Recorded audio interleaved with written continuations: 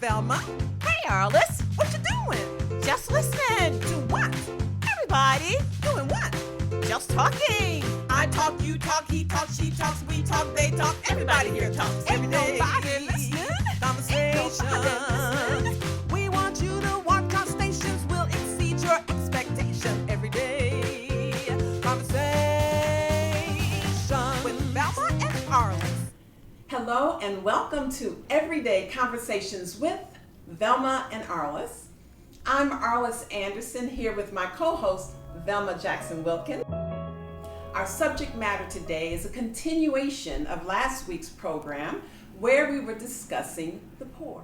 And today we're going to talk about the people who are born poor and the impact it has when you're born poor, the difference it makes for you when you're born poor, and to also really touch on the people who feel strongly that each of us should be responsible for our own lives and our own success. And I feel very strongly that a large part of our population that is currently poor was born poor. And the hardest thing to do is to just pull yourself up from that and then to become a happy and productive member of our society, which I feel that everybody in the United States has a right to do, especially considering just how much resources, how much we have here. It's a shame that there should be any of us that end up in such poverty as we have in our country today.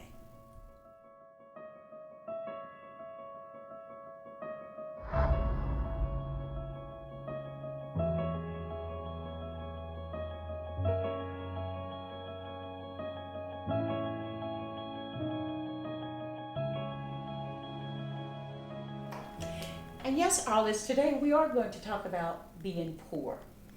There are so many aspects to a family or a child's life when they're born poor, and so many things to take into consideration that they don't have. And they can't get a better life unless some of those things change. So what we want to talk about today is some of the things that really impact people who are poor or born poor. Right. The first of those that I want to tackle is lack of resources or limited resources. And we all know that there are enough resources out there for housing, medical, and food. But why doesn't it get to some of those neighborhoods where people are poor or born poor? So my question to you is, when we talk about lack or talk about limited resources, what does that bring to your mind? Good question, Velma, because when I reflect back on where my childhood growing up in Detroit, I'd say one of the biggest deterrents or the biggest hurdle was education. And education was very important in my family. My mother and my father and my aunts and uncles, it was all about get your education, get your education, get your education. And so we were very good students. However, we did not have the best schools in Detroit. We did not have the best resources. And all of that made a huge difference. And today, I think that's one of the most critical aspects of our whole institution, Right. is trying to make sure that I don't care what the issues are with a child, that we address that issue and give that child every opportunity to have a chance to grow and to be able to just live out their most possibility, their most Absolutely. possible aspirations, Absolutely. whatever that is. Mhm. And I think we think that you should have just certain people, Mm-hmm. certain abilities Right. should be the ones that have the opportunity. Mhm. And I absolutely believe that it's imperative that whatever your ability is, that we all get a chance to sit at the table and make decisions and be able to share the resources of this wonderful, And what about- wonderful country. Right, and what about the fact that, you know, if you're in a poor area with poor children, most of them don't get an opportunity also to go to preschool, whereas in some of the more affluent That's areas they do. So right away, Yeah. those kids are already above Right. where our poor kids are. How do you think, you know, going to preschool early will help to give that poor child an upper hand and help them get out of that situation? Because if you're poor and you're in an area and you're not going to school, you're not learning. Whereas the more affluent people are over here and they're learning, even Right. at 3 years old. That's right. How can we put more resources into those areas and so that these kids be able to go to school? I think the first thing that has to happen is you have to care enough to say everybody matters. That's right. Whatever your abilities are, whatever your resources are, everybody matters just as much. And if you believe that, then you will willingly say, let me help. I think we need to help. You will willingly push for change and help. Here in New Jersey, where I live, it's like there's a war in education. It's like a war in education. And the children suffer because of that. And today we're talking about being born poor. Being born so when poor. you're born poor, yes, you're in a family that is probably under a lot of stress. That's right. And when you have, and if you're poor, you also have a job that is usually doesn't have a lot of flexibility. That's right. So it also usually, because I know my sister who Yes. lives in Detroit still and has these challenges, you don't get to pick your hours. So you might work 5 hours on Monday and then 10 hours on Tuesday and then, you know, have to come in on Saturday for 3 hours. You know, that is disruptive to anybody. And so, yes, care enough to say there is a difference in how these people are living. So when you're looking at trying to take care of these children, in New Jersey, we do have preschool. But like I say, everything is under attack. Yes, So it that's is right. imperative that we have preschool for every child because that's the only way, and it's proven that that is a way that we can start to really make a difference when you can make a difference. Do you hear what I'm saying? Yes. Make a difference when you can make a difference, and that's really when you can. Just like when you're playing tennis and they say, oh gosh, it's better if I'm teaching somebody who hasn't already learned how to do it the wrong Yes. way, you know? Yes. So just saying, let them have a chance to learn it the right way. Now, what about also on the health aspect of it? Because again, a lot of poor people suffer. Yes, there are all kinds of programs out there that can get them medical care, but when you're born poor, you don't go to the hospitals. You don't go to the doctors as much as you ought to when your children are sick right. or you're sick, and That's that's right. usually because sometimes you don't have the money or Right. you don't have the transportation to even get there. Very So good. speak a little bit about that if you care to. How does that impact a family that's really born poor, and some of the implications that it have later on in their lives? Yeah, absolutely. And that's another thing that's under attack. I mean, That's healthcare is right. under attack. That's And right. when we're saying, which we're talking about, being born poor, Yes. there are certain environmental issues that I feel are critical that affect you more That's right. when you are born into a poor environment. Right. And one of the things is you are more susceptible to be in a toxic environment than if you weren't born poor. Because the areas where the cleanups are most needed that don't Yes. happen are in the poor neighborhoods. Right. And so you're exposed to lead poisoning. And that's a big deal as we look at Flint, Michigan. And I'm from Michigan. But it's not just Flint, Michigan, it's a lot of other places also. But when you're exposed to lead and you're a child, that affects your ability to do anything for the rest of your life. Right. And so no one's wanting to help you when you're 25 and you're still struggling. You know, so help the children. If you help the children, then you can make sure that you are usurping problems that might occur later. We have this attack on health insurance, which I'm middle class, Very well. okay? I'm middle class. And so I'm not, I can buy my insurance. And I understand I had a great year last year. I did not get sick. That's a great year. That's a great year. Right. So what that means is I paid into my insurance and they didn't have to pay out money for me. Right. And that means I had an opportunity to pay for other people. That's what insurance is. That's what happens. So a healthy year for me meant I was paying for other people. I want to pay for poor people. I don't want to just pay for people that were rich enough to afford insurance. So when you go and break your leg, you could have paid cash. Yeah. I'm paying into that because you have insurance, because you could afford insurance, so you don't have to pay for yours. Right. I want to pay for the poor people. I want them to be on the insurance. So when I'm healthy and I'm paying in, I want it spread out to them too.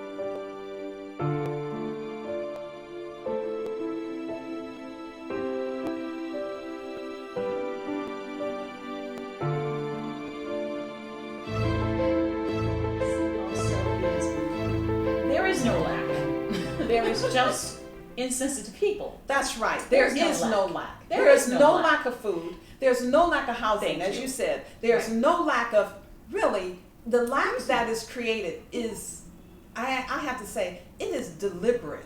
I believe that. That is deliberate. I believe that. And I don't accept it. And that's why I really wanted to talk about this subject, because I want to be one of the voices that push back on that and say, I don't accept that. I do not accept that as making sense to me. It doesn't make sense. And we can do better. Yes. And that's why I started out by saying, when we first started, that there is enough hospitals, there's enough food, there's enough housing.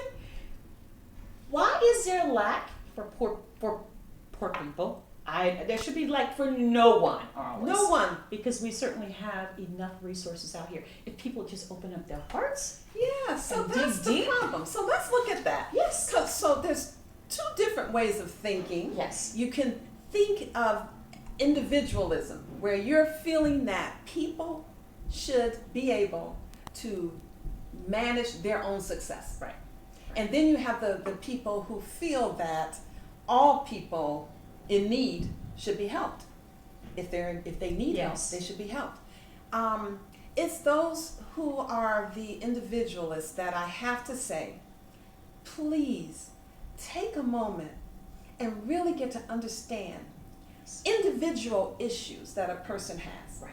I wish you could have more empathy, because with empathy, just being able to say, when you are born poor, which most of the people who are currently born poor most of the people who are currently poor were born poor. Yes.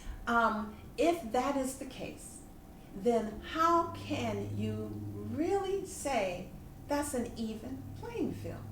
Do you not know how difficult it is to come out of a neighborhood like that and survive? Right. My sister, who is a year older, stayed in Detroit, continued to work in Detroit, and I still say, of no fault of her own, by staying in Detroit and being in an environment where the resources were just less, that she did not have an opportunity to be able to manage the pitfalls that we Yes. all run into in our lives. Her pitfalls were just like anybody else's. It's just being able to recover when you live in that environment. For instance, her husband passed away. He was sick for a long time with an illness, and he passed away. During the time that he was sick, she got sick herself, and she ended up having to have brain surgery. As a result of that, she lost her job. And then she couldn't work for a while. Now she has 3 kids. She had 3 kids that she had to raise by herself, but she owned her home. She bought her own home, she owned her own home, and she continued to strive. She went back to school, and she got a certificate to work as a medical assistant, but also she's still in Detroit. So let me tell you the pitfalls of Detroit. You have to pay more for everything. And by that I mean the insurance that you pay on your house is more because you're in that neighborhood. The insurance you pay on your car is more. Just because there are fewer people on the tax base, you pay more for your water bill. You pay more for your gas. And I know you know all this, right? Because all of that makes a difference, a big difference. She pays off her house, but though I lived in New Jersey, my house value went up. Her house value goes down. So you buy your house, and most of the houses in Detroit, the value goes down. So you end up, you're making less, and everything is going up. But your value of everything you have is going down. So you end up in a hole, no matter what you do. You end up in a hole. And so that to me, that story sounds very much like a story I told in our last episode when we did our first one on tour. A lady who went through the same thing, but that's the story of so many of us. That's right. But here's the question I hear a lot from many people when you start talking about poor people or people born poor is, well, why don't they can get out of that. Why can't they do this and why can't they do that? And I always share with them it's not easy, and I share with my own coming out of a very poor area and being born poor. And I said I was one of the very lucky ones in my family, or a blessed one, I like to say it, and highly favored, because I was able to do it. But you know what? There are always other obstacles that have been in my family's way that somehow they have not been able to come out. Situations like what you just said about your sister, all kinds of things that happen. So what do you tell people when they say, well, why can't your sister do it? I don't care that a husband died and and the neighborhood tax is going up and the food is going up and the car bill is going up. She can still do it. She can move somewhere else. What do you tell people when they say that? Because I hear you. when I hear them and I understand that. I know you do. Yeah. But what do you tell people? That's, tell you the truth, because she likes it there. That's why. She likes being in Detroit. She likes that she has her own home and she paid off her home. She likes that. She is accomplished. She did do what she was supposed to do. She wants her city to recover. That's what she wants. She wants her city to recover. Yes, I remember just looking at, because when you look around and you see where cities are starting to revive again, what she's waiting for is, when is somebody going to come and revive my street? Because I've been here the whole time. And so new people can come in with new money and they get to be and renovate and be in the parts of Detroit where the water is, where be on the water, the river, and everything's wonderful. But yes, she did what she was supposed to do also. And she had difficulties. So honestly, she hasn't moved because she wants to live there, and recovery needs to come there too. Just like we pay for recovery everywhere else, I want to pay for recovery there. How do we live in those areas when they're unsafe? And what can we do about that?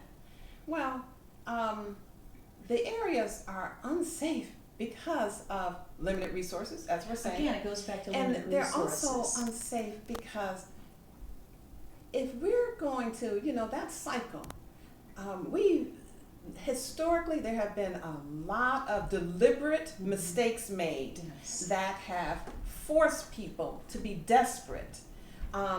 Certainly that circle going from school to prison and then back into the community, because where else do you go? You come back to the community.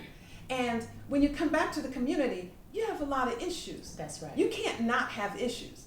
And we also put a lot of constraints on you because we say you can't live here. That's we say right. you can't get food stamps. Can't we vote. say, yeah, you can't vote. We say you can't you can't live here, you can't get food stamps, and you can't get a job because nobody Can't wants to get a hire job. you. Okay? That's right. So now you are back in the community. Yes. What are you gonna do? I'm not justifying 1 minute That's right. people That's turn into crime. But I am saying that we all need to find a way to provide resources for them, to training and jobs. Most of them want training and jobs. Most of them do. It's just that if you are not helping them through the issues of that cycle, because that cycle will tear you down. Mm-hmm. You don't come out there saying, no, I'm done finally, I did my time, now I'm ready to start a new life. No, you come out of there and you have some depression. You might have some anger. Mm-hmm. You might have some, your life has been put on hold and you've had to live a certain way. So I'm saying what makes it unsafe is that cycle that brings Yes. people back into the Mhm. I get it. environment, Mhm. okay? So if we can do something about that, then it doesn't have to be And unsafe. what I see and what I hear you saying, and what I think I already know, is that if we all know that jobs Right. could help the poor and the people who are coming back to the community from being incarcerated, why aren't we doing it? We know then we can reduce crime by giving a person a job. Right. Because most of the crime that's created is because people need money. They That's need right. food. That's They need right. a place to live. Right. And if you know that that's what they need, Right. and if a job can help reduce that, why aren't we doing it? And I totally agree with you, and I think I've been watching a lot of these shows about helping people get back into society when Right. they come from prison.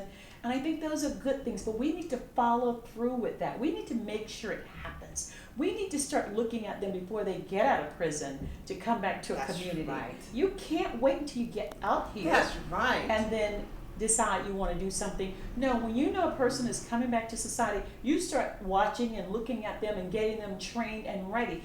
Why can't industries, they set up industries just to hire some of these people who are coming Totally back? Because you worthwhile. know they've been incarcerated.